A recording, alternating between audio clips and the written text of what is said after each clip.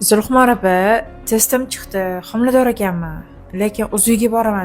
Qaynonam ruxsat bermayaptilar, zarar deyaptilar. Shu gap rostmi? Bu eng ko'p beriladigan, eng ko'p uchraydigan muammolardan biri.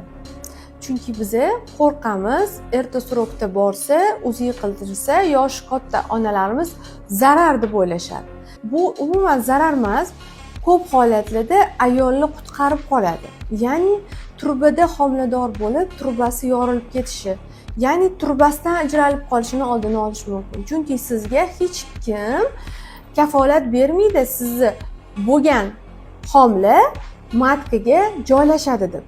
O'shaning uchun albatta testda chiqqandan keyin zadержка bo'ldimi, vrachga borasiz. Vrach sizga uzi qilish kerak degan srogini aytsa, albatta uzi qilish kerak va bolani, homilani matkada ko'rganingizdan keyin homiladorligingizga ishonib, xotirjam bo'lishingiz mumkin. Ungacha faqat testda chiqdi deb uyda o'tirish bu faqat zarar bo'lishi mumkin.